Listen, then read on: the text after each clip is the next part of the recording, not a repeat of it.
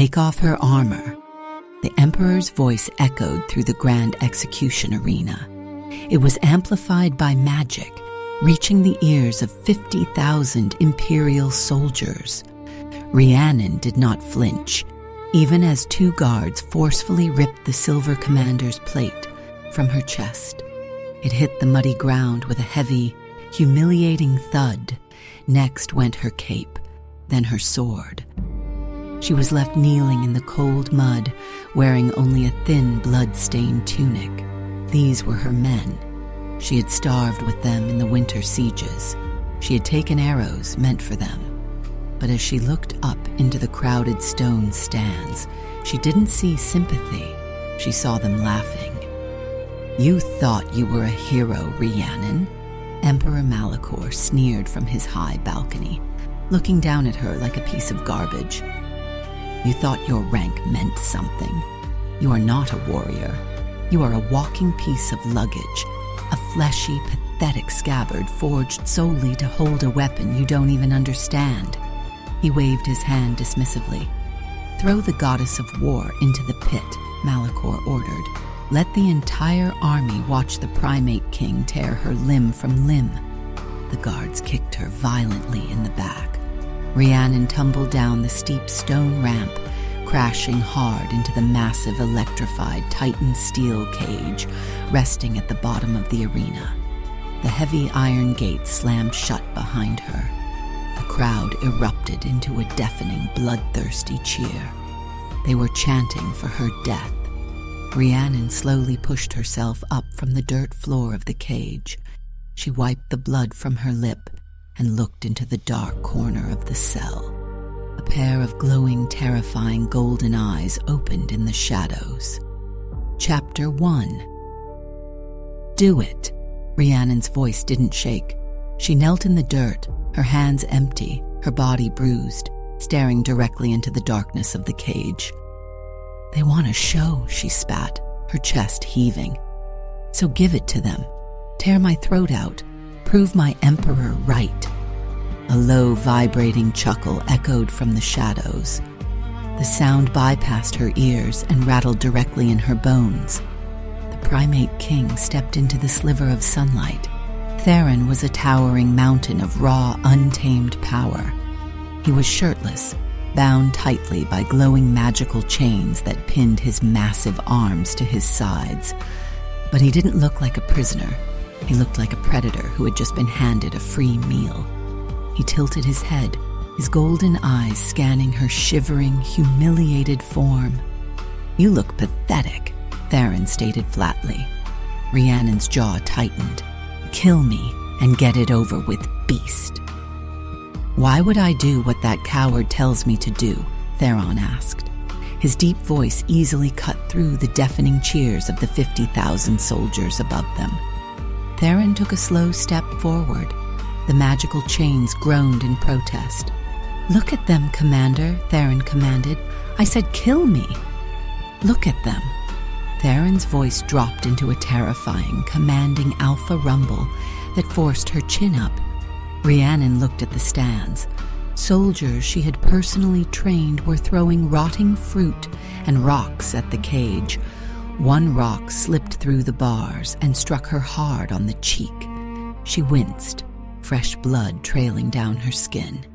"You swore a blood oath to them," Theron whispered, taking another step closer. "You gave up your youth, your body, and your soul to protect them. And the moment Malachor strips your rank, they treat you like a diseased dog." "They are following orders," Rhiannon choked out. The betrayal in her chest hurt infinitely worse than the physical blows. "They are enjoying it," Theron corrected. From the balcony, Emperor Malachor's amplified voice boomed again. "What are you waiting for, monster?" Malachor taunted. "You slaughtered thousands of my men to get here. Now I give you the head of my army and you just stare at her. Kill the bitch," the crowd chanted louder. "Kill her. Kill her." Theron finally looked up at the Emperor. A wicked, terrifying smile spread across the primate king's face. Snap! Theron casually rolled his shoulders. The glowing magical chains, designed to hold a god, shattered like cheap glass. The heavy iron links crashed to the dirt floor. The entire arena instantly fell dead silent. The chanting stopped. Malachor stepped back from the edge of his balcony, his eyes wide with sudden terror. "Guards, activate the cage's shock array. Fry him!" Electricity crackled violently along the tightened steel bars of the cage. The air smelled of burning ozone. Theron didn't even blink. He reached out and wrapped his massive bare hand directly around the electrified bars. The lethal voltage surged into his body, but he just absorbed it, his golden eyes glowing brighter. With one effortless pull, he bent the unbreakable titan steel bars wide open, creating a massive hole in the cage. He could leave. He could walk right out and slaughter the entire arena. Instead, Theron turned his back to the exit. He walked over to Rhiannon and stopped right in front of her. He towered over her, his broad chest rising and falling with pure, suppressed violence. The scent of him, wild amber and predatory dominance, suffocated her senses. "I can kill every single man in this arena in under 3 minutes," Theron said quietly, his golden eyes locking onto hers. "I can tear that emperor's head off and drop it right into your lap." Rhiannon stared up at him, her breath hitching. "Then do it. Take your revenge." "No." She blinked in confusion. "What?" "I am not your weapon, little warrior," Theron sneered, leaning down until his face was inches from hers. "You spent your whole life being a loyal, obedient dog, and look where it got you, kneeling in the mud, waiting for death." "If you are going to leave, then leave," she yelled, pushing uselessly against his solid chest. Theron caught her wrists with one hand, easily pinning them against his chest. His grip was entirely possessive. "I am not leaving without you," Theron whispered darkly, "but I will not save the Emperor's commander. I am not his commander anymore. He stripped my rank." "Then prove it." Theron let go of her wrists. He took a step back and crossed his massive arms. "The shock array is melting the cage," Theron stated coldly, pointing to the glowing superheated metal bars slowly collapsing around them. "In 60 seconds, this entire pit is going to be flooded with liquid fire. They are going to burn us alive." "Theron." "You want to live?" Theron interrupted. His golden eyes burned with absolute toxic obsession. "You want me to tear you out of this nightmare?" Rhiannon swallowed hard, the heat of the melting cage already blistering her skin. "Yes." "Then beg." Rhiannon froze. "What?" "Get on your knees, Rhiannon," Theron commanded. His voice offered absolutely no mercy. It was pure alpha domination. "Look up at your emperor. Look at the men who betrayed you and tell them you are mine." "You are insane," she screamed. "They are going to kill us. Just break us out." "I have all the time in the world. I am immortal." Theron smiled cruelly. The cage walls began to buckle inward. "You are not. 40 seconds. I will not be humiliated again, not by him and not by you." "Then burn." Theron turned his back to her, casually watching the metal melt. Die as Malachor's loyal, forgotten trash. The heat was agonizing. Her tunic was starting to singe. The crowd above realized what was happening and began cheering wildly again, eager to watch the fire consume them both. She looked up. Malachor was smiling. Her soldiers were smiling. They wanted her to burn. They wanted her to die quietly so they wouldn't have to face their own guilt. No. Rhiannon's hands curled into tight fists. She hated them. She hated Malachor. But right now, looking at the massive, arrogant beast standing in front of her, she hated him the most. And yet, he was her only way out. 30 seconds. Theron sang out softly. Rhiannon gritted her teeth so hard she tasted blood. She dropped to her knees in the dirt right behind him. Theron stopped looking at the fire. He slowly turned around. "Say it," he demanded, his voice dropping to a dangerous, breathless whisper. Rhiannon threw her head back. She didn't look at Theron. She looked straight up at the Emperor's balcony. She drew in a massive breath and screamed at the top of her lungs, letting her voice echo across the entire arena. "I renounce my oath," she roared. "I belong to the primate king." The cheer in the arena died instantly. Malakor's smile vanished, replaced by sheer outrage. Theron didn't smile. His jaw tightened. A terrifying, predatory darkness entirely consumed his golden eyes. "Good girl," Theron growled. He grabbed her by the waist, yanking her violently off the ground and crushing her against his bare chest. The world exploded into motion. Chapter 2. The explosion deafened the 50,000 soldiers in the arena. Theron did not jump. He detonated. The sheer kinetic force of his leap shattered the melting Titan steel cage completely. A shockwave of pure golden alpha energy ripped across the arena floor, flipping massive siege weapons and sending the Emperor's elite guards flying into the stone walls. Through the dust and chaos, Theron shot upward like a missile, holding Rhiannon flush against his chest. "Shoot them down," Malakor's voice shrieked from the balcony, completely stripped of its regal composure. "Do not let them leave this city." A volley of black iron arrows filled the sky, blocking out the sun. Theron didn't even bother to dodge. He simply turned his back to the sky, using his massive, indestructible body as a shield. The arrows struck his bare skin and snapped in half, falling harmlessly to the ground. Rhiannon squeezed her eyes shut. The wind whipped her hair, stealing the breath from her lungs. She was pressed so tightly against his burning chest that she could feel the slow, terrifyingly calm rhythm of his immortal heart. They cleared the outer walls of the capital in seconds. The roar of the crowd faded, replaced by the howling, freezing wind of the northern wastes. Theron dropped from the sky, crashing through the thick canopy of ancient pine trees. Boom! They hit the frozen earth. The impact cratered the snow, cracking the bedrock underneath. The moment they stopped moving, Rhiannon shoved her hands hard against his chest. "Get off me," she yelled. Theron let her go immediately. He stepped back, standing effortlessly in the knee-deep snow. He wasn't breathing heavily.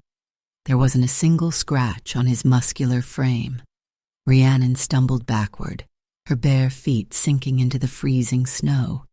She was shivering violently, her thin tunic entirely useless against the biting cold, but her brown eyes were completely ablaze with fury. "You bastard," she spat, her chest heaving. "You humiliated me." "I saved your life," Theron corrected smoothly. He crossed his massive arms. "You forced me to beg. You made me a traitor in front of my own men." "They are not your men," Theron snapped, his voice dropping into a dark, commanding rumble. "They threw garbage at you. They cheered for your death. You are crying over the loyalty of sheep." "I didn't mean a single word of what I said in that pit," she stated, her voice shaking with adrenaline and cold. "I only said it so you would break us out. Our deal is done. You are free. I am leaving." Rhiannon turned around and began trudging through the snow, away from him. She made it exactly 3 steps. "Where are you going, Commander?" Theron's voice mocked her from behind. He hadn't moved an inch. "Back to the Emperor? To apologize?" "I am going to survive," she threw over her shoulder. "Without you. You belong to me." The words hit the freezing air like a physical blow. Rhiannon stopped. She slowly turned back around. "I belong to no one." Theron tilted his head. A wicked, arrogant smirk curved his lips. "You declared it before 50,000 witnesses, Rhiannon. I belong to the primate king." "That is a verbal blood oath. In my culture, that makes you my absolute property." "I was under duress. I don't care," Theron said flatly. He closed the distance between them into terrifyingly fast strides. Rhiannon backed up, but her spine hit the rough bark of a massive pine tree. Theron planted one large hand on the tree trunk right beside her head, effectively caging her in. He leaned down. The scent of wild amber and raw suffocating dominance completely enveloped her. "You made your choice in the mud," Theron whispered, his golden eyes entirely consumed by a toxic, possessive obsession. "You traded his leash for mine. The only difference is I will never let you go." Rhiannon opened her mouth to scream an insult. She didn't get the chance. A sudden sharp sizzle cut through the quiet forest. It sounded like a branding iron hitting wet meat. Rhiannon gasped. She collapsed against the tree trunk, clutching her throat. "Rhiannon!" The arrogant smirk vanished from Theron's face. He caught her by the waist before she hit the snow. "It burns," she shrieked, kicking her legs in pure agony. "Make it stop." Theron ripped her hands away from her neck. The black slave mark, the imperial insignia Malachor had tattooed onto her collarbone, was glowing a molten searing red. It was literally burning her flesh from the inside out. "He is triggering the execution curse," Theron growled. His golden eyes flared with sudden feral rage. "The coward is trying to kill you remotely." Rhiannon writhed in his arms. The pain was blinding. "Let me go. Just let it end." "I said you are mine," Theron roared at the sky. He pinned her thrashing body to the snow with his sheer weight. He didn't offer comfort. He didn't offer sweet words. He acted with the ruthless efficiency of an ancient predator protecting its claim. Theron raised his right hand. He brought his own wrist to his mouth and sank his fangs deep into his veins. He tore his own flesh open. Glowing liquid gold spilled from his wrist. It wasn't human blood. It was the pure, volatile essence of the primate king. It hissed as it hit the freezing air. "What are you doing?" she choked out, her eyes wide with terror. "Burning his leash," Theron stated coldly. "And putting mine on." He didn't ask for permission. He didn't wait for her to understand. Theron slammed his bleeding wrist directly over the molten red mark on her collarbone. The moment his golden blood touched Malachor's dark magic, the forest exploded with a blinding flash of light. Rhiannon let out a ragged, deafening scream. Her back arched violently off the snow. It felt like a war was being waged directly inside her soul. The Emperor's dark, suffocating magic fought desperately to kill her, but Theron's ancient godlike power was infinitely stronger. It crushed the curse entirely, devouring it whole. The pain reached an absolute, unbearable peak, and then it vanished. Rhiannon collapsed back into the snow, gasping for air. Her entire body was trembling. Theron slowly pulled his hand away. The wound on his wrist was already sealing shut. He looked down at her collarbone. Malachor's black insignia was gone. In its place, permanently seared into her flawless skin, was a glowing, intricate golden crest, the crest of the primate king. Rhiannon reached up with shaking fingers. She touched the new mark. It was warm. It pulsed in perfect sync with the immortal heart of the beast leaning over her. "You," she breathed out, staring at him in sheer horror. "You bound me to you." "I claimed you," Theron corrected. He reached down, his large, hot hand gently entirely cupping her pale cheek. His thumb brushed over her bottom lip. The terrifying monster who had just forced a magical bond onto her soul suddenly looked at her with an ocean of dark, suffocating devotion. No one will ever humiliate you again, Theron promised softly. No one will ever strike you. You will never kneel in the mud for another man as long as I draw breath. Rhiannon wanted to fight. She wanted to push him away and curse his name. But the warmth of his golden mark was spreading through her freezing body, pulling her into a heavy, unnatural sleep. The adrenaline finally crashed. Her eyes fluttered shut. "Sleep, my queen," Theron whispered into the falling snow. He scooped her limp body effortlessly into his massive arms. "When you wake up, we are going to burn this empire to the ground." Chapter 3. The massive iron gates of the Silver Moon stronghold did not open fast enough. Theron did not wait. He simply kicked them off their heavy stone hinges. The deafening crash of buckling metal echoed through the entire rebel fortress. Hundreds of seasoned werewolf soldiers drew their weapons, rushing into the courtyard. But the moment they saw who was storming through the dust, they froze. "Alpha!" someone shouted. Theron ignored them. He moved like a hurricane, his boots cracking the cobblestones with every heavy, urgent stride. Rhiannon was entirely limp in his arms. Her breathing was dangerously shallow, and the agonizing molten red glow of the Emperor's slave mark illuminated the pale skin of her neck. Theron kicked open the double doors of the medical wing. The heavy oak splintered into pieces. "Get a table clear," Theron roared, his voice vibrating with such sheer force that several glass vials on the shelves shattered. The head healer, an older woman named Alara, dropped her bandages in shock. "Alpha Theron, you've returned." "Now, Alara," Theron barked. He didn't wait for her to move.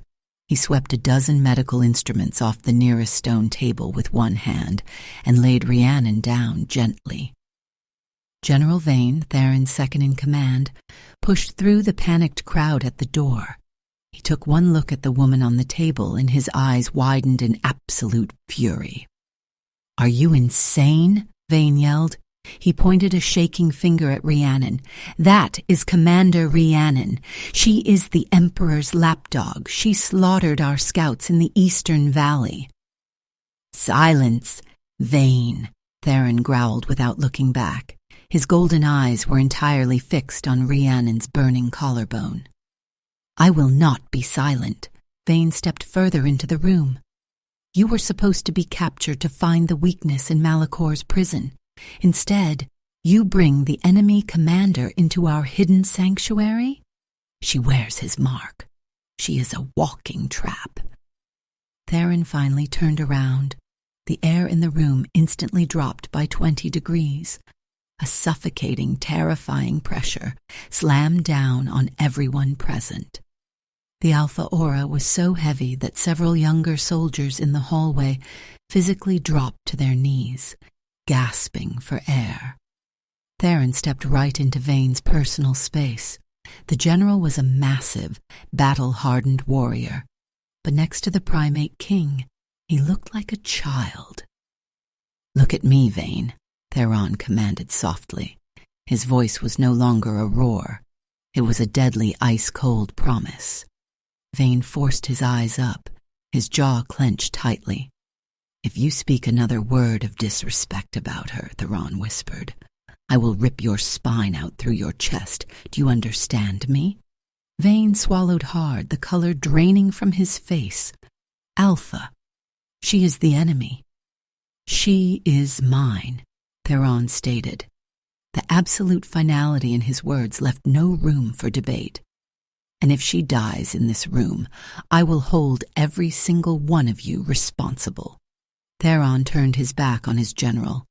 "Alara, fix her." Alara rushed forward, her hands glowing with pale blue healing magic. She hovered her hands over the red-hot slave mark on Rhiannon's neck, but the moment her magic touched the skin, a spark of dark energy snapped back. burning the healer's fingers. Alara cried out, stumbling backward. "Alpha, I can't. This isn't a normal curse. It's an imperial execution order. The Emperor is directly feeding his magic into it. It is burning her from the inside out." "Then break it," Theron yelled. "I don't have the power to break the Emperor's magic," Alara pleaded, tears welling in her eyes. "Her heart is failing, Alpha. The pain is too much for a human body to endure." Rhiannon convulsed on the table. A choked gasp escaped her lips. Her eyes fluttered open, blind with agony. Her hands flew up, desperately clawing at the burning mark on her own neck. "Make it stop," she sobbed, her tough warrior facade completely broken by the sheer torture of Malicor's betrayal. "Please, let me die. Just let me die." The sound of her pleading broke something fundamental inside Theron. The feral, terrifying monster vanished. Theron fell to his knees beside the cold stone table. He reached out, wrapping his large, powerful hands around her frantic, trembling wrists. He gently pulled her hands away from her burning skin. "I am here," Theron murmured. His voice was suddenly incredibly soft, thick with a desperate, obsessive devotion. Rhiannon's unfocused eyes darted around until they locked onto his glowing golden gaze. "Theron, it burns. I know, little warrior. I know." Theron leaned forward and pressed his forehead against hers. He ignored the scorching heat radiating from her neck. He ignored the dozen terrified onlookers in the room. He poured his own pure, ancient alpha energy into her body, trying to fight back the curse. Why are you doing this?" she whispered, a tear slipping down her cheek. "I tried to kill you." "Because you are breathing," Theron replied fiercely, his thumb gently stroking her cheek. "And as long as you are breathing, you belong to me, not him. I will burn the afterlife to the ground before I let him take you from me."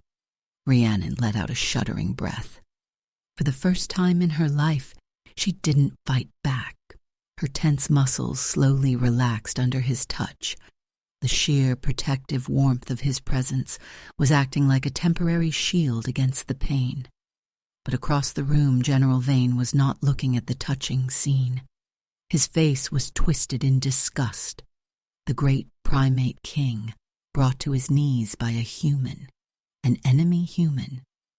Vane quietly stepped backward, slipping out into the chaotic hallway. He ducked behind a stone pillar and pulled a smooth black communication crystal from his pocket. "The Alpha has lost his mind," Vane whispered into the stone, his voice trembling with treason. "He brought her directly into the stronghold.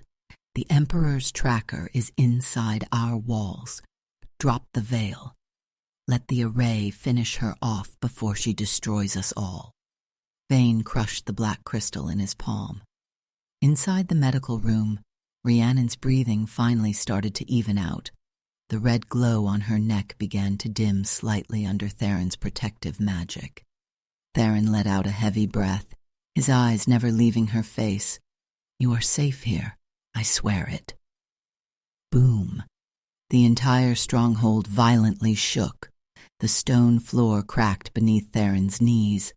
The midday sunlight pouring through the medical room windows suddenly vanished, replaced by an absolute, suffocating darkness. "Alpha!" a guard screamed from the courtyard. "Look at the sky." Theron stood up. He walked to the shattered door and looked up at the heavens. The sky had turned pitch black.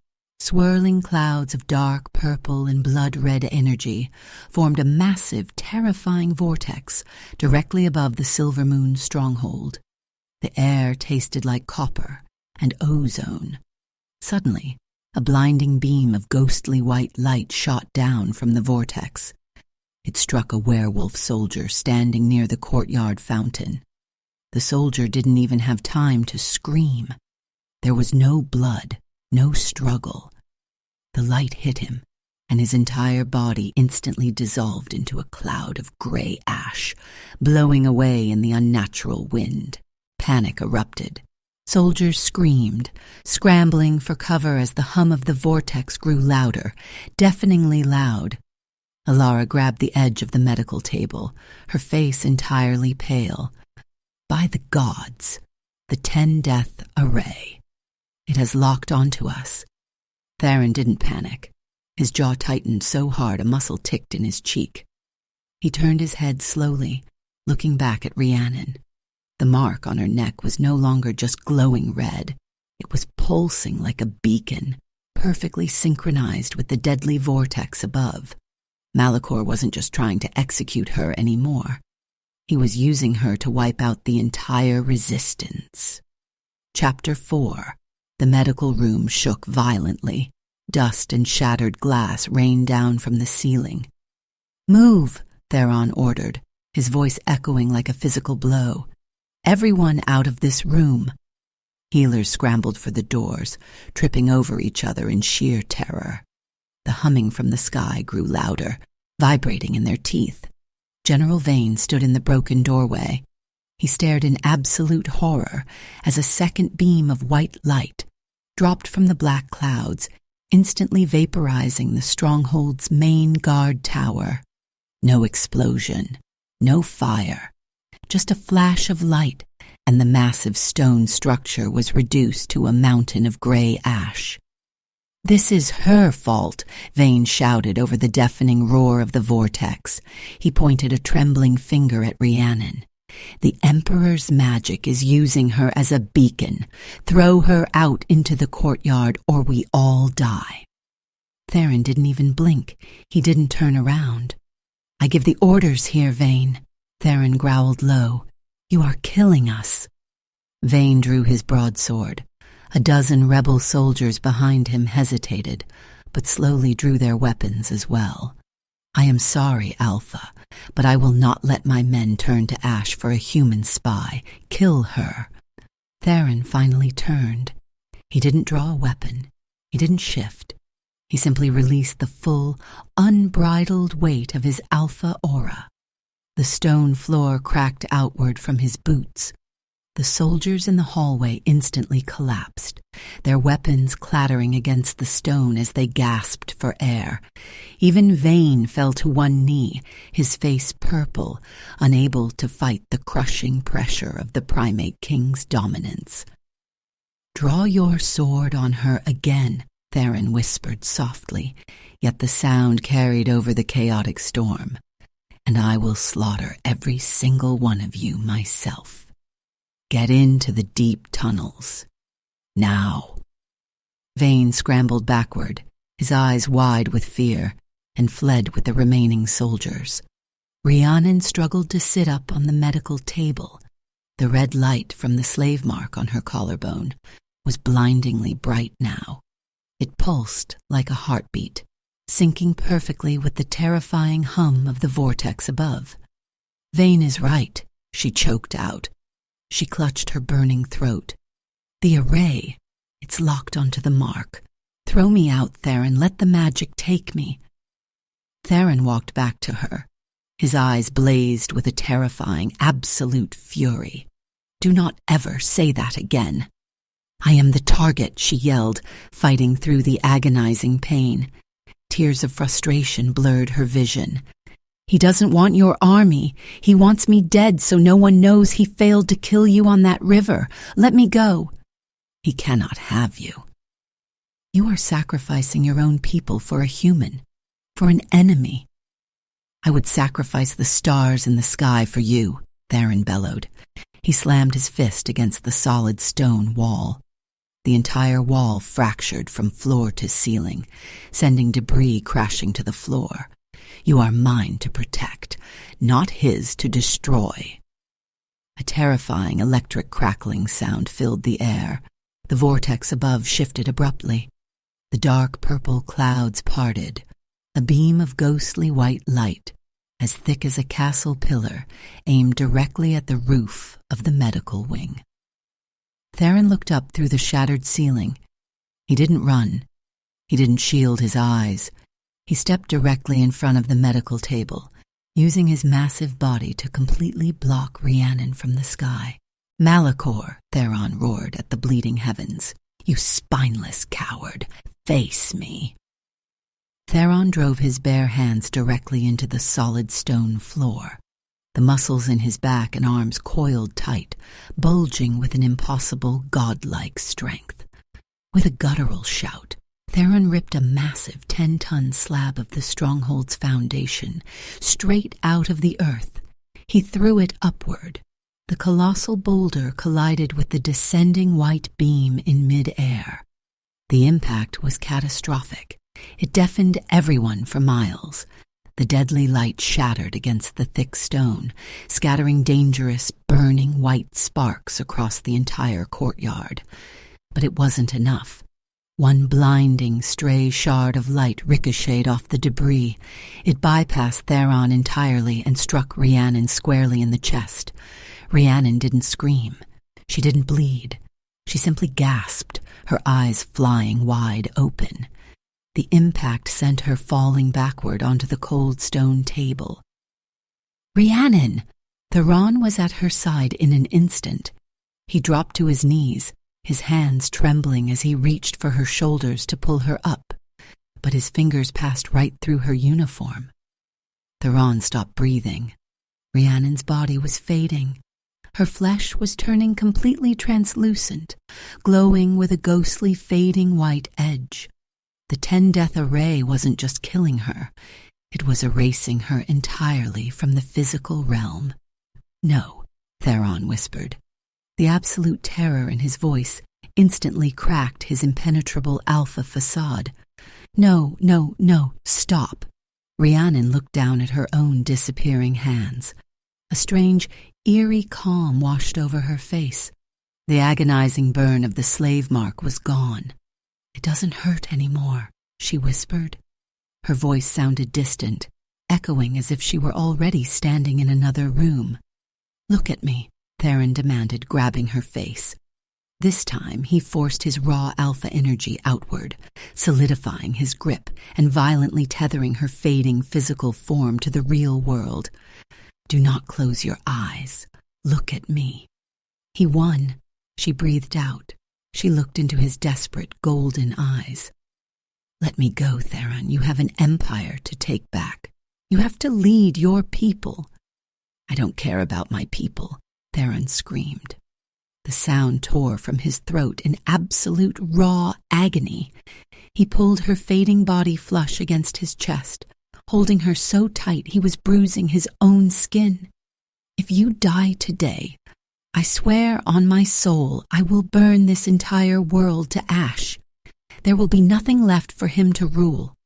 There will be no one left to lead." She smiled weakly. A single solid tear slipped down her translucent cheek. Foolish alpha. Her eyes rolled back. Her body began to dissolve rapidly into glowing white dust, slipping through his fingers like sand. "I said no!" Theron's eyes turned completely, terrifyingly feral. He didn't think. He acted on pure ancient instinct. He raised his own left wrist to his mouth. He sank his sharp fangs deep into his own flesh. He violently tore his wrist open. Molten, glowing golden blood spilled thickly from his veins. It was the purest essence of the primate king, a wild, untamed power older than the gods themselves. It hissed as it hit the cold air. He grabbed Rhiannon's jaw, forcing her mouth open, and pressed his bleeding wrist tightly against her pale lips. "Drink," he commanded. He forced the burning golden blood down her throat. For a split second, the world went completely, terrifyingly silent. The howling wind stopped. The deadly vortex paused in the sky. Then an unimaginable shockwave exploded outward from Rhiannon's chest. It wasn't a blast of light. It wasn't a blast of fire. It was a sound. A heavy, metallic, deafening sound echoed across the entire stronghold. It sounded like a massive, ancient iron lock shattering into a million pieces deep within her soul. Chapter 5. The metallic shock wave blasted upward, shattering the stone ceiling and tearing straight into the sky. The deadly vortex hesitated. The crushing purple clouds were violently pushed back by the sheer ancient force radiating from Rhiannon's chest. The deadly white beam flickered and died. Rhiannon gasped. Her back arched off the cold stone table. She was no longer translucent. Theron's golden blood had anchored her violently back to reality. But she wasn't just healed. Her eyes snapped open. They were not their usual human brown. They were burning with a terrifying, blinding gold light. Rhiannon, Theron breathed out. He kept his large hands firmly on her shoulders, refusing to let her go. Look at me. Focus. She didn't look at him. She grabbed the sides of her head, her fingers digging painfully into her own scalp. She began to shake. A horrible, ragged scream tore from her throat. "They aren't real," she shrieked. Theron grabbed her wrists, pulling her hands away from her face. "What isn't real? Who? My memories!" She thrashed against his grip, her golden eyes wide with pure, unadulterated horror. "My mother, the fire in the village, the face of the soldier who saved me. He had no face. It's blank. It's all blank. Breathe," Theron commanded, his voice a steady, grounding rumble in the chaotic room. "It never happened," she sobbed, her body convulsing. "I never had a mother. I never had a village. Malachor, he put them in my head. He built a whole life out of smoke and lies just to make me loyal to him. He manipulated you. It doesn't matter," Theron said fiercely. "You are here now." "No, you don't understand," she shoved hard against his chest. This time she possessed an impossible strength. Theron actually slid back a fraction of an inch. She looked down at her own hands. The veins beneath her skin were pulsing with a strange, heavy, metallic energy. "I am not human," Rhiannon whispered. The absolute despair in her voice made the hairs on the back of Theron's neck stand up. "I have never been human." "What are you saying?" Theron demanded. "I am a vault," she choked out. She looked up at him, her face completely, entirely devoid of hope. "When you fell centuries ago, Malachor stole your weapon, the sea-calming divine pillar, but the artifact rejected him. It was too wild, too heavy. It kept destroying his strongholds." Theron went completely still, his golden eyes locked onto her chest. "He needed a vessel to contain it," Rhiannon continued, her voice breaking. "He needed a living scabbard forged from blood and bone to cage the metal, and then he wiped the vessel's memory so she would never know she was carrying a bomb inside her soul." "Stop," Theron growled. The air in the room grew suffocatingly dense. "That is why he sent me to capture you," she realized, the horrifying truth finally settling in her mind. "He didn't want me to bring you back. He wanted you to kill me. He knew if the primate king shattered the human vessel, the untamed divine energy would detonate. You would have blown up the entire valley, taking yourself with it." I said, "Stop." Theron grabbed her face in both of his massive hands. He forced her to look directly into his eyes. "I don't care what he put inside you," Theron stated. His voice left absolutely no room for argument. "You are not a weapon. You are the woman who stood up to me on that boat. You are the warrior who stabbed me in the cave. You are mine." "Theron, if you want your kingdom back, you need your weapon," Rhiannon pleaded. "Reach in. Rip it out of me. It is the only way to save your army from the array. I will never lay a hand on you. If you don't take it, we all die." "Then we die," Theron roared back. The walls of the stronghold trembled under his raw fury. "I am not trading your life for a piece of metal." A slow, mocking applause echoed from the sky. The sound did not come from inside the room. It came from everywhere at once. Theron whipped his head around, looking up through the shattered ceiling. The dark clouds had reformed, but this time they shaped themselves into a colossal, imposing projection of Emperor Malachor. The tyrant looked down at the ruined courtyard with a cold, disgusted sneer. How touching! Malachor's voice boomed from the heavens.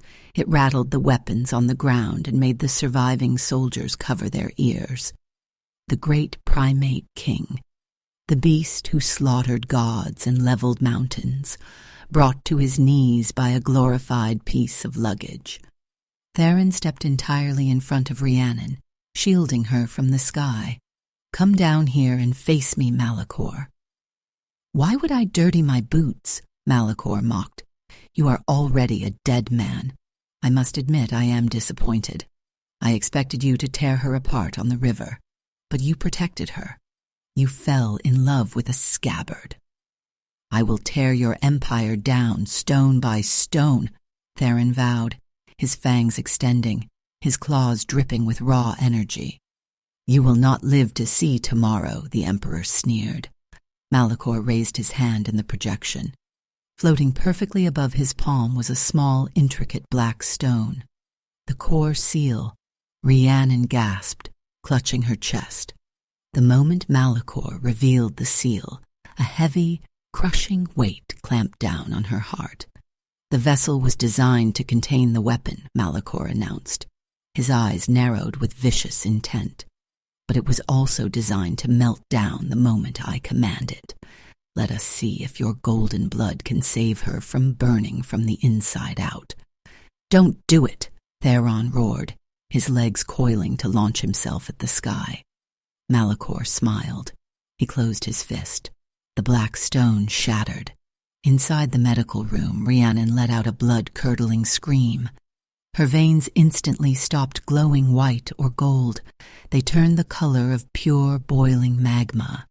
The heat radiating from her body was so intense it instantly scorched the stone table beneath her into black glass. The meltdown sequence had begun. Chapter 6. The heat was absolute. Rhiannon's skin cracked, glowing from beneath with a terrifying molten orange light. The stone table beneath her back didn't just break, it liquefied. Black glass pooled on the floor, hissing and spitting smoke. "Rhiannon!" Theron lunged. He didn't use his magic. He didn't use his alpha aura. He used his bare hands. He grabbed her shoulders, hauling her violently up from the melting stone and pulling her against his chest. Hiss! The sound of his own flesh burning echoed in the tight room. Smoke immediately curled from his bare arms where his skin met hers. The sheer temperature of the divine weapon breaking out of her soul was enough to melt iron. But Theron did not flinch. He didn't even blink. He wrapped his arms tighter around her glowing, vibrating body. "I have you," Theron gritted out, his jaw clenched against the agonizing pain. "I have you. Do not give in." "Theron, let go," Rhiannon screamed. Her voice echoed with a strange, metallic double tone. The weapon inside her was waking up, tearing her vocal cords apart. "You are burning. Let it burn," he roared back. "I am not letting you die." Above them, Emperor Malachor's massive, cloudy projection laughed. The sound was a hollow, echoing mockery that vibrated through the stronghold's foundations. "Such a tragic romance," Malachor sneered. "But the show is over. Kill them all. Leave nothing but ash." A deafening, guttural war horn blew from the sky. The dark vortex above the courtyard ripped completely open. They didn't fall like rain. They poured like a flood. Thousands of shadow demons clad in jagged iron armor dropped from the clouds directly into the rebel base. Screams erupted from the courtyard. The clash of steel rang out as General Vane and the surviving rebel soldiers desperately engaged the nightmare army. "Alpha!" a soldier screamed from the hallway, right before a demon's blade silenced him forever. The stronghold was falling. The massacre had begun. Theron didn't look at the door. He didn't look at the sky. He entirely ignored his dying army. His golden eyes remained fiercely, obsessively locked onto Rhiannon's face. "Look at me," Theron commanded, his voice trembling for the first time. The golden blood in his veins pumped furiously, trying to heal his burning arms as fast as her molten skin destroyed them. "I will force my energy into your core. I will rebuild the seal myself." "You can't," Rhiannon choked out. She looked down. Her legs were already gone. They had dissolved into pure, spinning rings of golden fire and heavy metal. The divine weapon, the sea-calming pillar, was violently shedding its human disguise. "I can do anything," Theron bellowed. Tears, hot and desperate, finally broke and streamed down his face. "I am the primate king. I command the earth. I command you to stay." "Theron, look around you," she pleaded, her molten hands gripping his forearms. "Your people are dying. He is slaughtering them because of me." "I don't care about them." "But I do," she yelled. The sheer force of her voice pushed him back a fraction of an inch. Rhiannon looked into his desperate, tear-streaked face. She saw the absolute devotion in his golden eyes. For centuries, he had been a monster, a myth, a god of destruction. But right now, holding her burning body, he was just a man terrified of losing his heart. She wasn't a pawn anymore. She wasn't Malakor's weapon. For the first time in her manufactured life, Rhiannon had a choice. "If I stay, we both burn," she whispered. Her human face was cracking, revealing solid ancient gold underneath.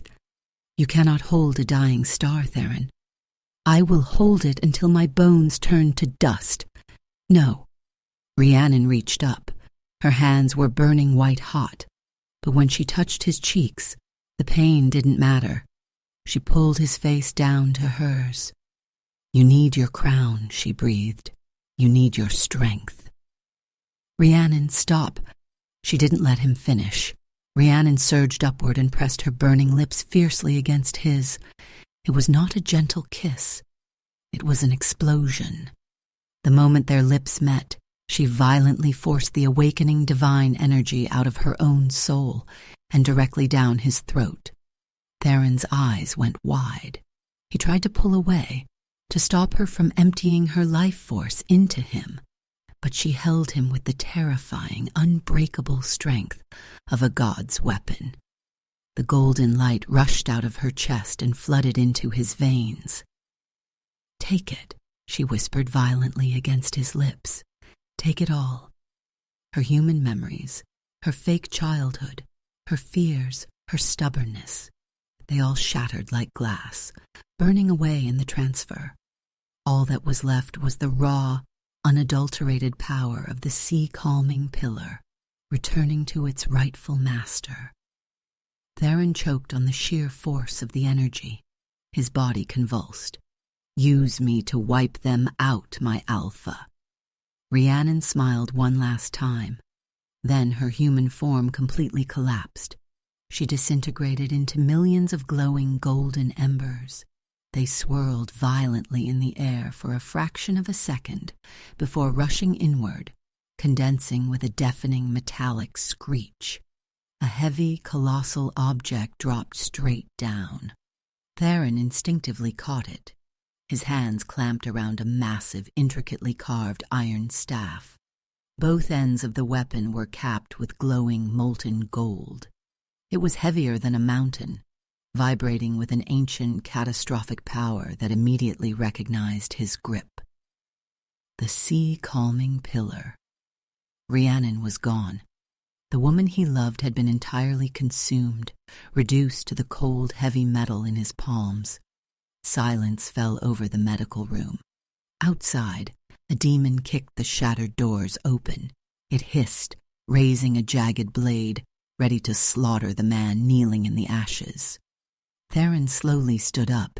He didn't look at the demon. He stared blankly at the iron pillar in his hands. "Alpha!" General Vane yelled from the courtyard, his voice thick with blood and desperation, as he fought off 3 shadow beasts. Theron closed his eyes. When he opened them again, the golden color was entirely gone. His irises were pure, glowing, terrifying white. A shockwave of pure, godlike energy exploded from his body. It blew the walls of the medical wing completely outward. The demon in the doorway didn't even have time to scream before the shockwave turned it into fine mist. Golden armor, ancient, majestic, and completely indestructible, violently materialized over his scarred skin. A heavy, crimson cape whipped wildly in the unnatural wind generated by his own aura. The primate king had fully awakened, but there was no triumph in the air. The suffocating pressure radiating from him was not a battle cry. It was pure, unadulterated, world-ending grief. Theron gripped the center of the iron pillar. He tilted his head up toward Malakor's floating projection. He didn't speak. He didn't threaten. Theron simply let out a roar. The sound tore the clouds apart. It shattered the stone underfoot. It ruptured the eardrums of every demon in a 10-mile radius. It was the sound of a god whose heart had just been ripped out of his chest and who was about to make the entire universe pay for it. Chapter 7. Theron stepped out of the ruined medical wing and into the courtyard. He didn't walk. He floated inches above the shattered stone. The golden armor enveloping his massive frame hummed with a terrifying rhythmic pulse. His white, glowing eyes held no mercy, no strategy, only absolute catastrophic rage. The shadow demon army, thousands strong, froze.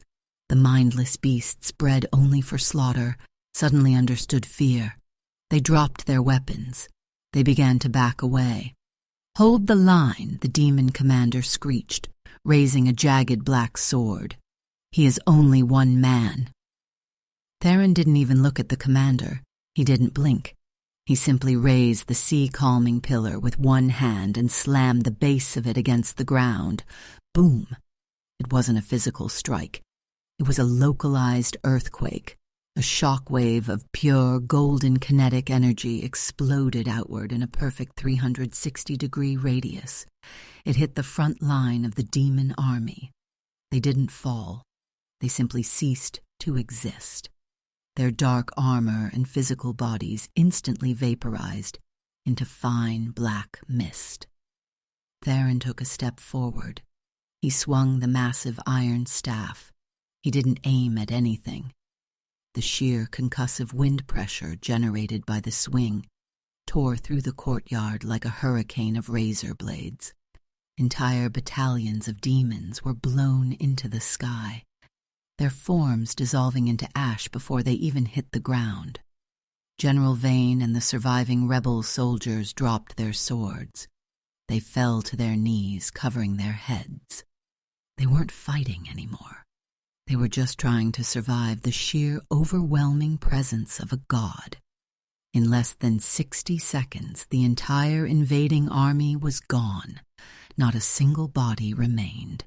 Not a drop of blood was spilled. The courtyard was completely silent, save for the howling wind and the terrifying hum of the golden armor. Theron stood in the center of the devastation. He slowly lifted his head. Emperor Malakor's colossal projection still hovered in the dark sky, but the tyrant wasn't laughing anymore. The arrogant sneer had completely melted off his face, replaced by pure, unadulterated terror. "You," Malakor's voice trembled, vibrating through the clouds. "That is impossible. You cannot control the pillar. It should have destroyed you." Theron pointed the tip of the iron staff directly at the projection. "You took her from me," Theron said. His voice was not a yell. It was a terrifying, hollow echo that seemed to come from the earth itself. "I am in the Imperial Palace, 1,000 miles away," Malakor shouted. his projection flickering as panic set in. "You cannot touch me, beast. I have impenetrable wards. I will raise another army. I will—" "You have nowhere to hide." Theron gripped the staff with both hands. He didn't strike the ground this time. He swung it directly at the sky. Re-ep. The sound was nauseating. It was the sound of the physical fabric of space being violently torn in half. A massive, glowing golden rift opened in the air, directly in front of Theron. Through the tear, the grand throne room of the imperial palace was clearly visible.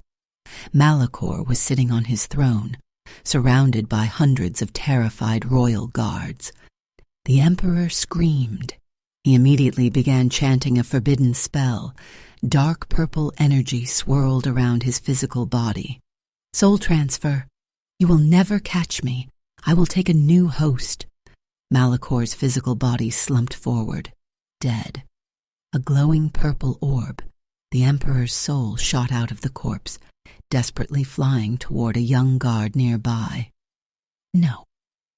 Theron reached his massive, armored hand directly into the golden rift. He didn't grab the body. He bypassed the physical distance entirely. His giant hand closed tightly around the fleeing purple orb. "Wait!" Malachor's voice shrieked directly into Theron's mind, echoing from the glowing soul orb. "Mercy! I yield. I will give you the Empire. I will serve you." Theron pulled his hand back through the rift. The golden tear in space snapped shut behind him. He held the pulsing, terrified soul of the Emperor in his palm. "I do not want your empire," Theron whispered. His white eyes stared blankly at the purple light. "I want my mate." "I can rebuild the vessel," Malachor begged, his voice frantic and high-pitched. "I know the magic. Spare my soul, and I will make you another one. I can make her look exactly the same. I can—" Theron didn't let him finish. He slowly, deliberately closed his fist. Crack! The purple orb shattered like fragile glass. The pieces instantly burned into nothingness. The great Emperor Malachor was gone, erased from existence. No afterlife, no reincarnation. Just absolute terrifying silence. The dark clouds above the stronghold instantly broke apart. Warm golden sunlight flooded the ruined courtyard. It was over. The war was won. The tyrant was dead. The primate king had reclaimed his ultimate throne. General Vane slowly stood up. He sheathed his sword and walked toward the center of the courtyard. He dropped to one knee, bowing his head deeply. "My king," Vane rasped, his voice full of awe and absolute reverence. "You have saved us. The Empire is yours." Theron didn't answer. The glowing white light in his eyes flickered, then completely died out. The terrifying alpha aura vanished. The impenetrable golden armor dissolved into dust, leaving him standing there in his torn pants, his chest bare and scarred. Theron looked down at his hands. He was holding the sea-calming pillar. It was massive, beautiful, and completely indestructible. But it was cold. It didn't have her heartbeat. It didn't smell like wild amber. It didn't look at him with fierce, stubborn brown eyes. It was just a dead piece of metal. Theron's knees hit the stone floor. The heavy staff clattered against the ground. Theron didn't try to pick it up. He wrapped his arms around the cold iron, pulling it flush against his bare chest, right where she had rested just moments before. He bowed his head over the weapon. "Rhiannon," he choked out. His broad shoulders shook. A terrifying, guttural sob tore from his throat. It was the sound of a completely broken man. He had the power to shatter the sky, but he couldn't warm the cold metal in his arms. The absolute catharsis of his revenge tasted like ash. He had won the war, but he had lost his entire world. A single drop of liquid fell onto the iron staff. It wasn't golden blood.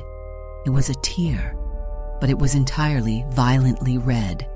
Tears of pure blood streamed down Theron's face, dripping off his chin and staining the divine weapon. "Alpha?" Vane asked softly, stepping forward. "We must move. The capital awaits your command." Theron didn't look up. He gently stroked the cold iron. "Take your men," Theron whispered, his voice completely dead. "Go to the capital. Take the throne. Rule yourselves." Vane froze. I do not understand. You are the king. I am nothing without her." Theron slowly pushed himself up. He grabbed the center of the heavy staff. His expression was completely blank. All the grief, all the rage was suddenly gone, replaced by a chilling, absolute resolve. "There is a forbidden magic," Theron said softly to the metal in his hands. "The bloodline reversal. It is a foolish myth. They say it strips a god of his immortality. They say it takes all the divine power in a soul to forge a single, fragile human life." Vane's eyes widened in sheer horror. He understood what the Alpha was about to do. "No!" Vane screamed, lunging forward. "Alpha, stop! If you do that, you will lose everything. You will become mortal. You will age. You will die." Theron finally looked at his general. A faint, heartbreaking smile touched his lips. "Then I will die as her husband," Theron said, "and that is a far greater title than king." Theron flipped the sea-calming pillar.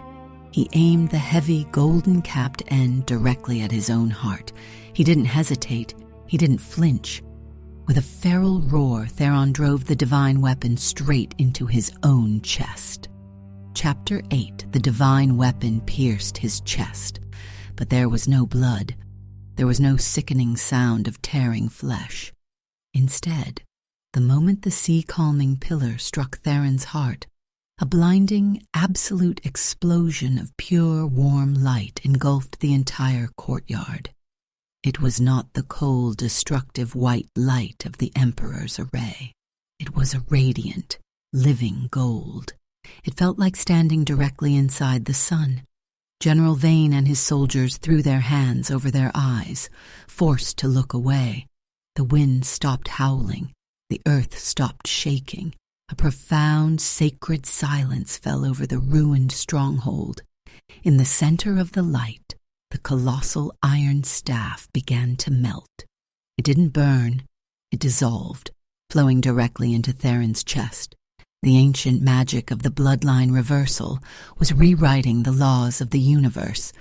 It was taking an immortal, indestructible soul and breaking it down, piece by piece, to forge something entirely fragile, a human life.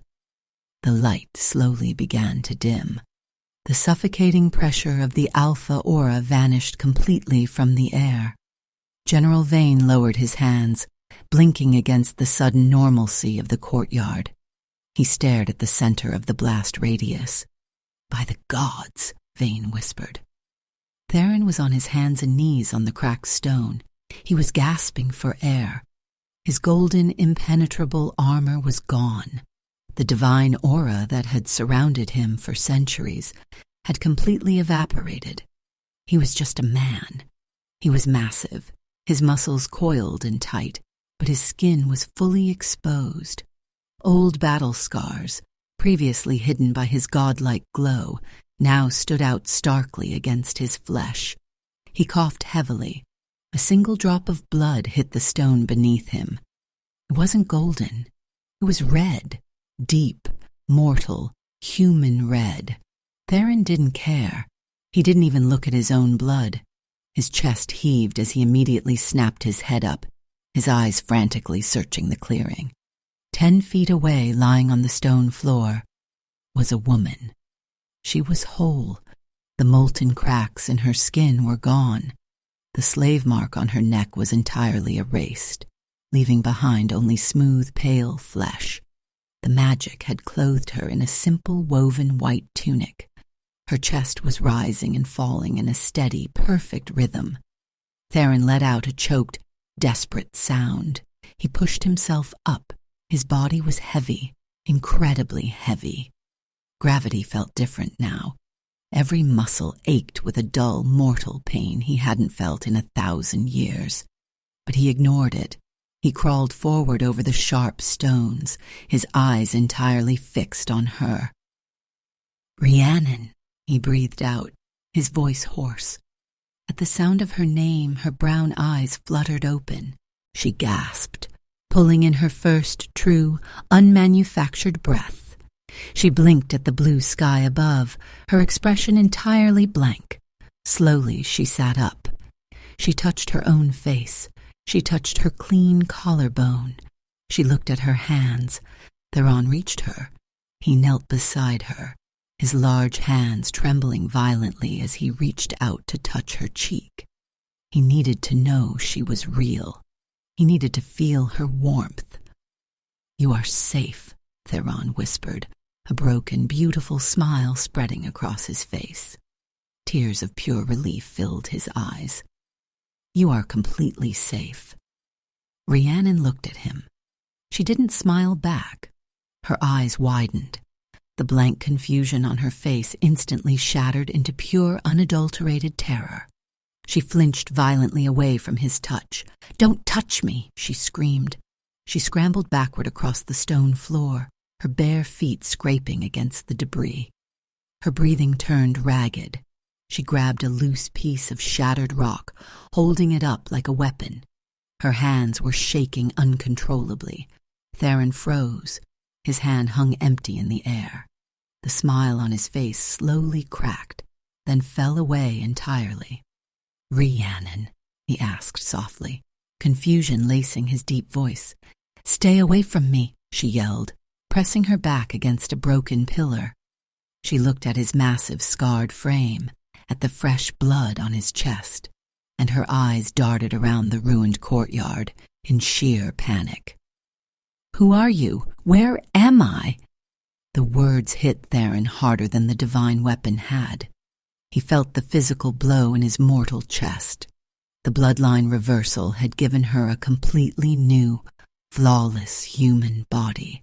It had erased the Emperor's fake memories, but it had also erased him.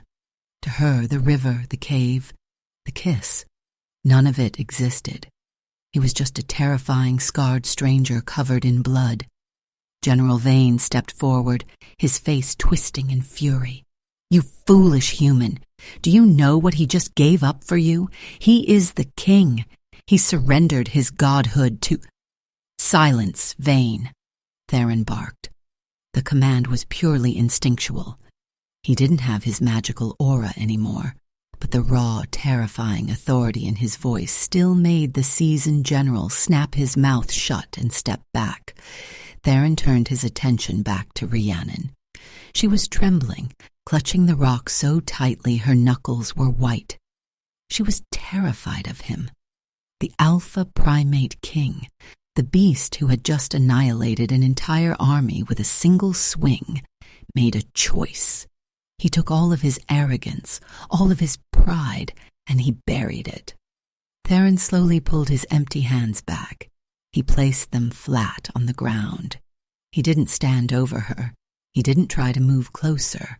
He deliberately bowed his head, exposing his neck to her in a universal display of absolute submission. "I am sorry," Theron said. His voice was incredibly soft, deep, and gentle.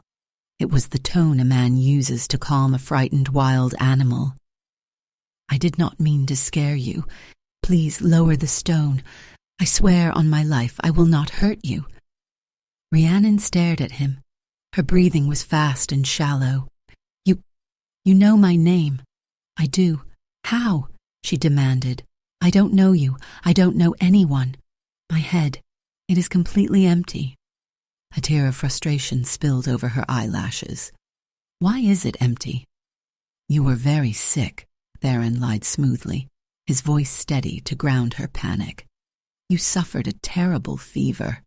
It took your memories. But you survived." "Who are you?" she asked again, her grip on the rock loosening just a fraction.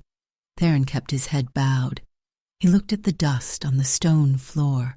He swallowed the bitter taste of heartbreak. My name is Theron, he answered quietly. I am just a soldier. A soldier? She looked at the dozens of rebel troops standing in a circle around them, all of them staring at Theron with absolute terrified reverence. Why are they looking at you like that? Because the war is over, Theron said softly. He finally lifted his head to look into her warm brown eyes. And you are the one who ended it. Rhiannon slowly lowered the rock. She didn't drop it, but she wasn't aiming it at his head anymore. Me? Yes, Theron whispered, a profound sadness hiding behind his gentle gaze. You saved us all. He slowly pushed himself up to a standing position. He moved deliberately, keeping his hands visible so he wouldn't startle her. He was 1.5 feet taller than her, his shoulders broad enough to block out the sun, but he held himself with extreme carefulness. He looked at General Vane. Take the men, Theron ordered quietly. March on the capital.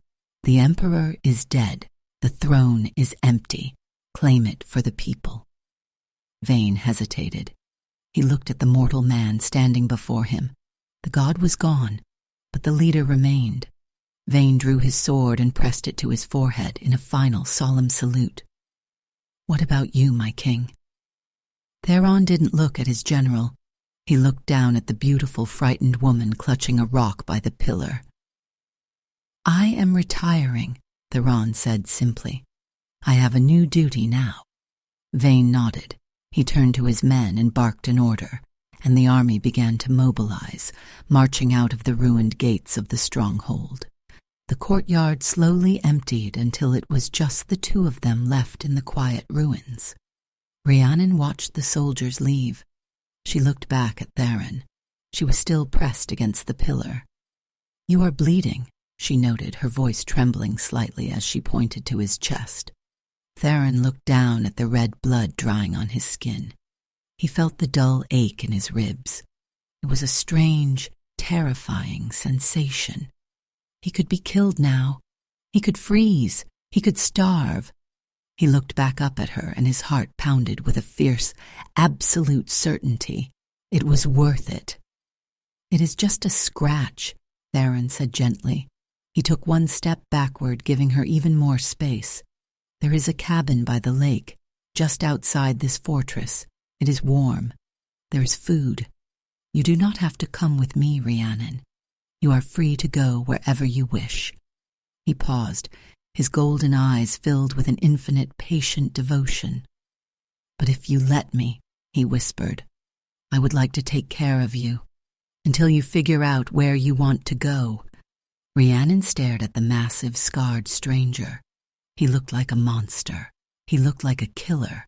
But his eyes looked at her like she was the only thing holding the sky up. Slowly, very slowly, Rhiannon let the rock slip from her fingers. It clattered against the ground. She didn't step toward him, but she gave a tiny, hesitant nod. Okay, she whispered. Theron let out a breath he didn't know he was holding. He didn't smile. He didn't want to overwhelm her, but the absolute relief in his chest was staggering. He turned and began to walk toward the gates, walking slowly so she could follow at her own pace. He had waited centuries to find his mate. He could wait a few more months for her to fall in love with him again. Chapter 9.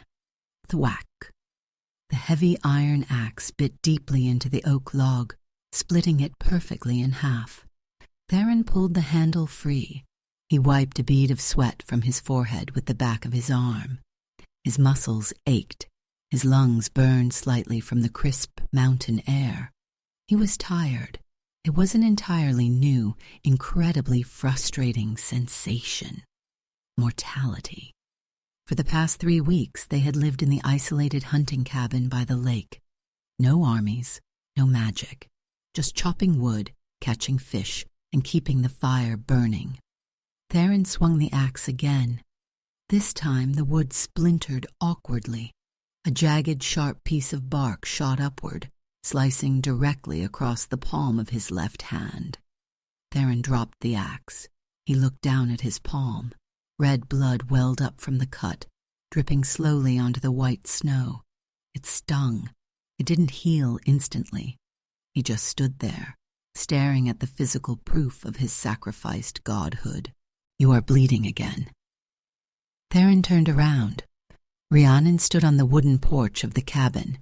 She was wearing one of his heavy wool sweaters. It was far too big for her, slipping off one shoulder, making her look incredibly small and entirely fragile. Theron immediately hid his bleeding hand behind his back. "It is nothing. Go back inside, Rhiannon. It is freezing." "Sit down," she ordered. Theron blinked.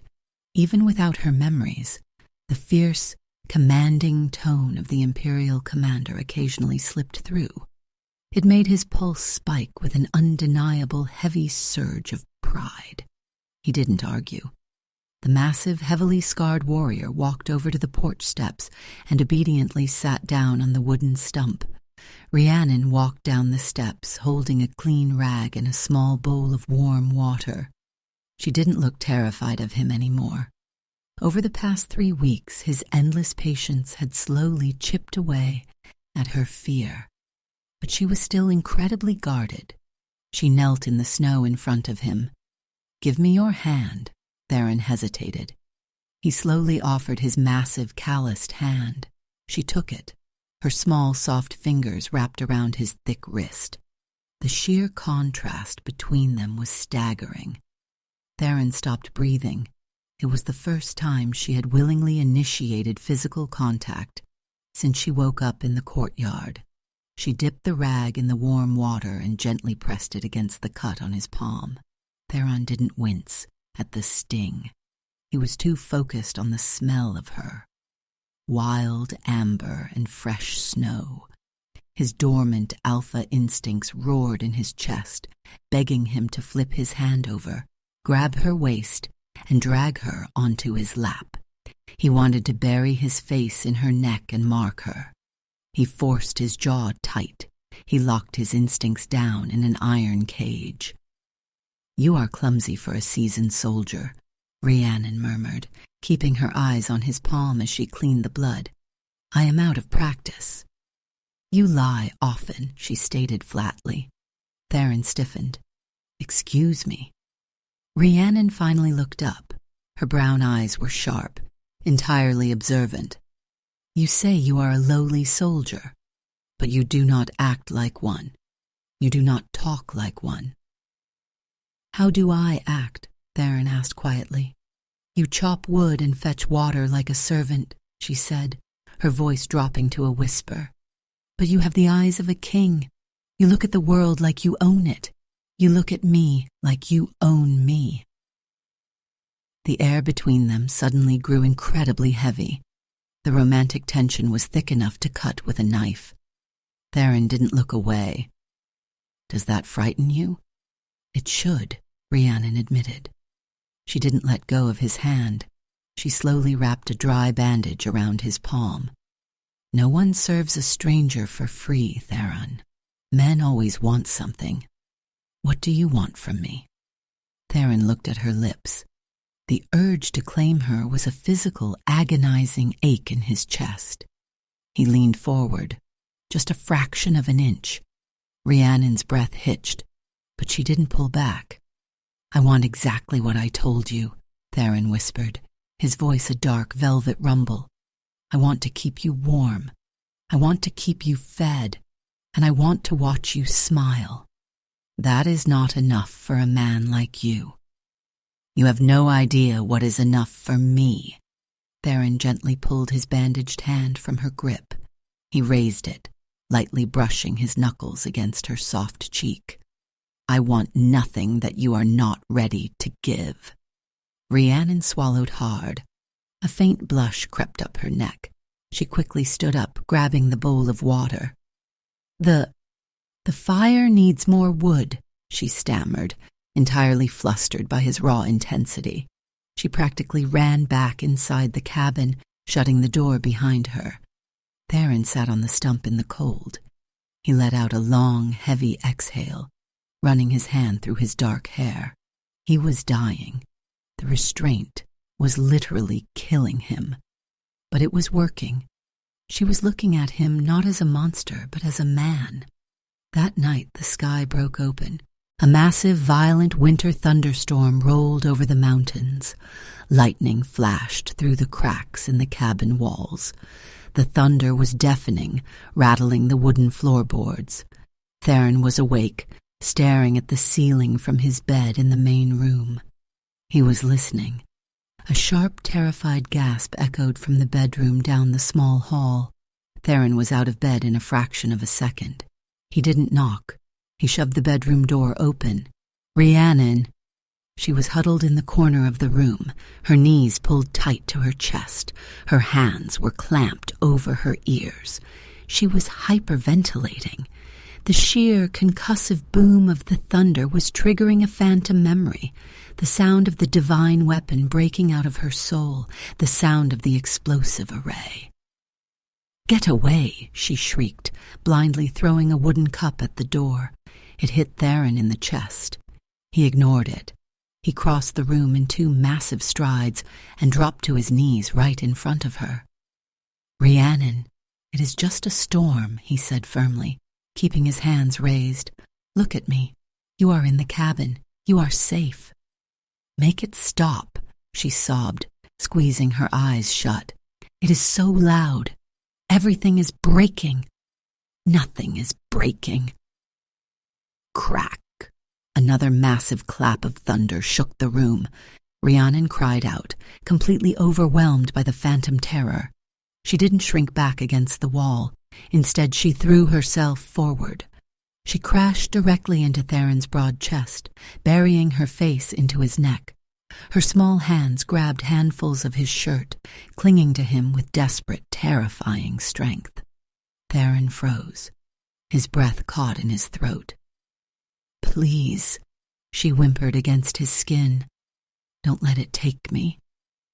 All the restraint, all the careful distance he had built over the last 3 weeks vanished. Theron wrapped his massive arms around her completely.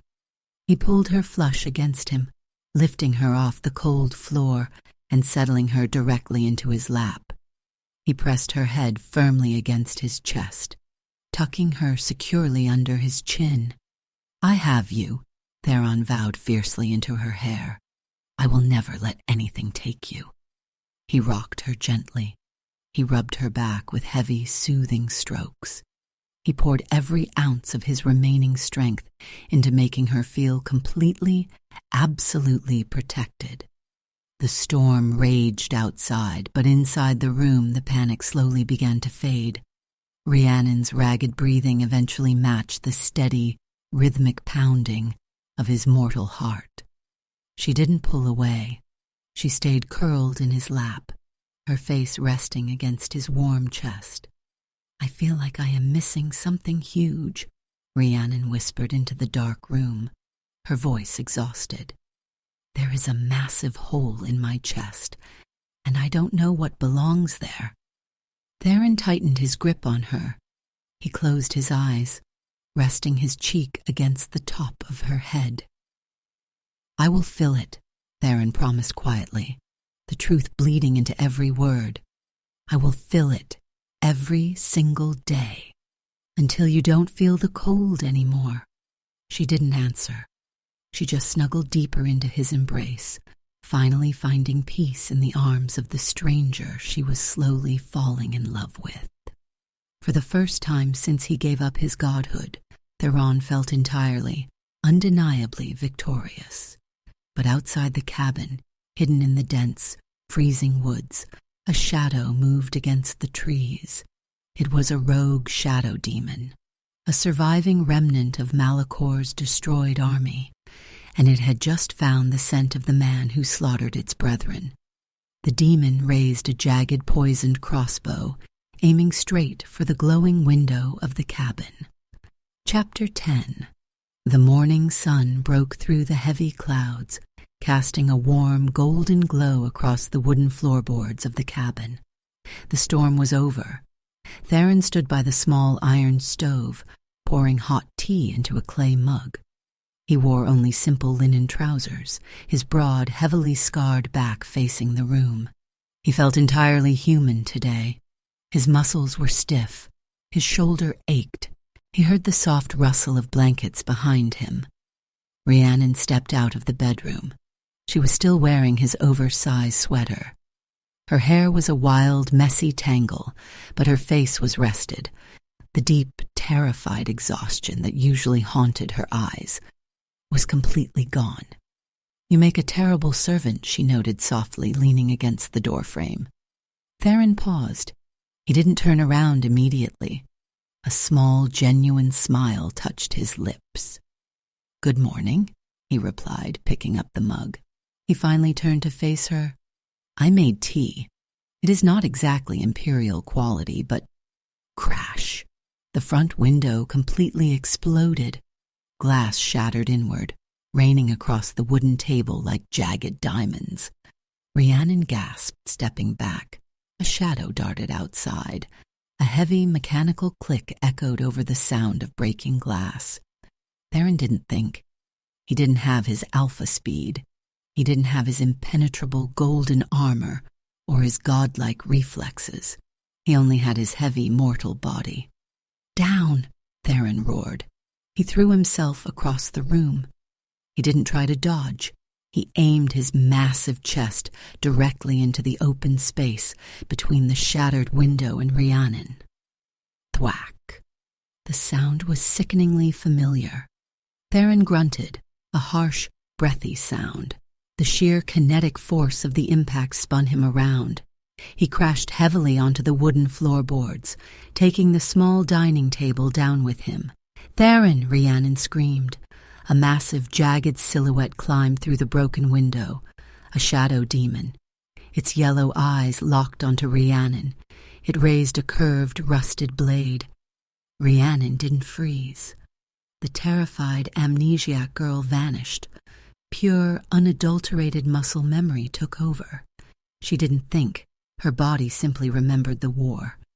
She lunged sideways, grabbing the heavy iron fire poker resting by the stove. She didn't swing it wildly. She pivoted on her heel, using the demon's own forward momentum against it, and drove the blunt iron rod directly into the center of its chest. Crack! The demon let out a hollow screech. The dark magic holding it together shattered. It instantly dissolved into a pile of foul-smelling black ash on the cabin floor. Rhiannon dropped the iron poker. Her chest heaved. She spun around. Theron was on his back amidst the splintered wood of the table. He was clutching his right shoulder. His face was entirely pale. His breathing was dangerously shallow. Sticking out of his collarbone was a black iron arrow. A thick, glowing green liquid dripped from the steel arrowhead. The wooden floorboards beneath him were already rotting, smoking with a sharp, acidic hiss. Rhiannon stopped breathing. Her heart skipped a beat, then plummeted into her stomach. She stared at the green poison. Imperial jade venom. The smell of the acid hit her senses. It was a violent physical trigger. The mental dam in her mind didn't just crack, it exploded. A tidal wave of memories crashed into her brain with terrifying force. The freezing mist on the Blackwater River, the assassins in the dark, Theron breaking the 1,000-pound chains, Theron pulling her flush against his chest as arrows rained down, the golden blood spilling in the ice cave, the heavy, colossal iron staff melting into his chest. "I am retiring," his mortal voice echoed in her mind. "I have a new duty now." Rhiannon let out a ragged, devastating sob. She fell to her knees beside him. "Theron," she choked out. His eyes were half closed, glazed with pain. The venom was spreading rapidly through his mortal veins. He didn't have his ancient magic to burn it away anymore. "Don't touch it," Theron gasped out, his bloody hand reaching up to weakly push her away. "The poison. It will burn you." "Shut up," she cried. Tears streamed down her face, entirely unchecked. You foolish, arrogant alpha." Theron went completely still. He blinked, fighting through the agonizing haze of the venom. He looked at her face. He saw the fierce, stubborn fire burning in her brown eyes. It wasn't the look of a frightened girl. It was the look of a warrior. It was her. "You," Theron breathed out, his voice shaking. "You remember." "I remember everything," she sobbed, grabbing his face in both of her trembling hands. "I remember the river. I remember the array. You gave it all up. You gave up your immortality. You gave up your crown. For what?" "For this," Theron whispered. He forced a smile. His mortal heart was failing, but he looked completely, absolutely at peace. "For you." "No," she yelled. "I am not letting you die for me again." Rhiannon didn't hesitate. She grabbed the shaft of the black arrow. "Rhiannon, don't—" She yanked it out. Theron roared in pain, his back arching off the floor. The green venom seared her palms, blistering her skin instantly. But she ignored the agony. She tossed the poisoned arrow aside. She pressed both of her bleeding, burning hands directly over the gaping wound in his shoulder, applying maximum pressure to stop the bleeding. "Look at me," she commanded, her voice breaking. "You stay with me, Theron. You promised to fill the hole in my chest." "I am. Right here," he rasped. He reached up with his uninjured arm. His large, heavy hand cupped the back of her head. He pulled her down until their foreheads rested entirely against each other. "You saved me," Rhiannon whispered frantically against his skin. "You took the hit for me, just like the river." "I will always take the hit for you," Theron vowed. The absolute devotion in his voice was a physical weight in the room. "In every lifetime, in every world, you are my mate." Rhiannon closed her eyes. She leaned down and pressed her lips fiercely against his. It was not a transfer of magic. It was not a desperate sacrifice. It was a promise. The raw, emotional intensity of the moment seemed to defy the poison. Theron's hand tightened in her hair. He kissed her back with all the desperate, possessing hunger he had been holding back for 3 agonizing weeks. He poured every last ounce of his mortal soul into the kiss. Slowly, the frantic beating of his heart began to stabilize. The bleeding slowed under the tight pressure of her hands. He was strong. The poison was lethal, but the primate king was simply too stubborn to die when he had finally gotten his world back. Rhiannon slowly pulled back. She rested her forehead against his chest, listening to the steady thump-thump of his heart. "You are going to live," she whispered, her tears soaking his shirt. "I have a good reason to," Theron murmured. He wrapped his massive arms around her, pulling her entirely onto his chest. He ignored the burning pain in his shoulder. He ignored the ruined cabin. He buried his face in the crook of her neck, breathing in the scent of wild amber and fresh snow. "You gave up the empire," Rhiannon said softly, tracing the edge of his jaw. "You could have ruled the world." Theron opened his eyes. He looked at the fierce, beautiful woman lying in his arms. "I already have the world," Theron whispered. He kissed her forehead, pulling her impossibly closer.